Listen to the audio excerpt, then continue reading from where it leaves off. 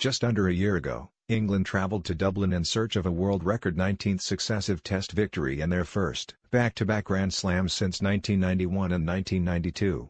It felt then as though Eddie Jones had unlocked all their potential.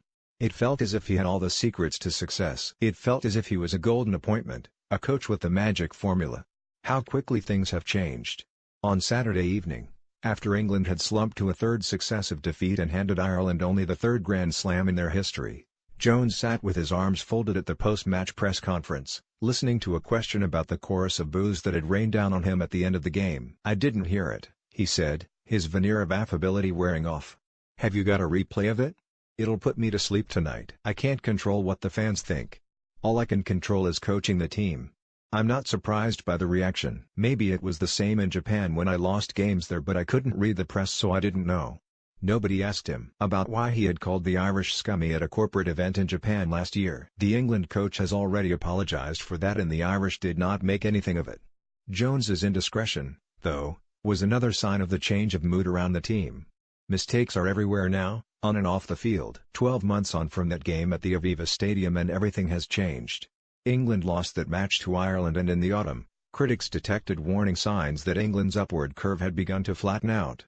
Those signs turned garish at the start of the Six Nations when they struggled past Wales at Twickenham. Then the signs started flashing, too. This was England's first home defeat in the Six Nations for 6 years and the speed and the extent of their decline has been bewildering. For the Irish, sealing the Grand Slam on St. Patrick's Day at the home of their great rivals, this could not have been much sweeter. For England, it was the confirmation that this is not a blip. It is concrete evidence of a dramatic decline. "I am still dirty about that game," Jones had told his Japanese audience after the Ireland defeat last year. "We'll get that back, don't worry. We've got them next year at home, we'll get them back." What an empty boast that turned out to be. The Irish, it turned out, had the last laugh. No more needed to be made of Jones's comments. They just made him look foolish. Dennis Hickey, the ex-Ireland wing, had said before Saturday's game that he was not confident about Irish chances because he felt sure that England would fight like lions to avoid the shame of losing 3 games in a row. He said denying Ireland the Grand Slam was England's chance to salvage their season. But England could not rise to the challenge. They were undone by a familiar combination of poor discipline, poor handling and lack of a cutting edge.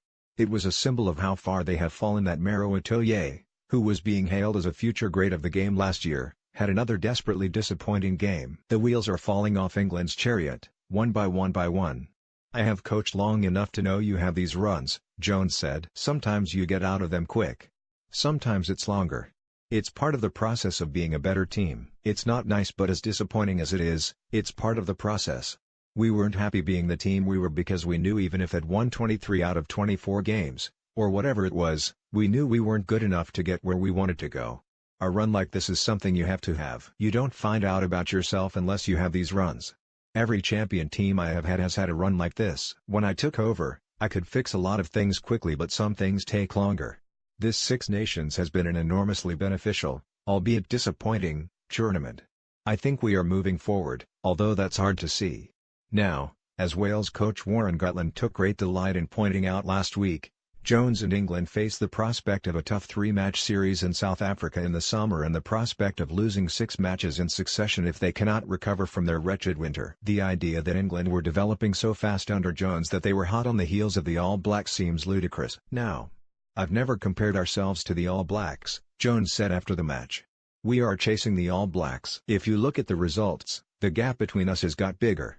But there are longer-term things that will surface. When you're having a bad run, everything goes wrong." Even though Jones was studiously, unnaturally upbeat on Saturday, under the surface he will be churning. This is his first crisis as England coach, and despite everything he said about putting it right, he has not dealt with it particularly well so far. It is hard to discern a method in his management at the moment. A few weeks ago, he was saying Mike Brown was one of his most trusted players. Then he dropped him. Last week, he said it might take England 18 months to solve their problems at the breakdown.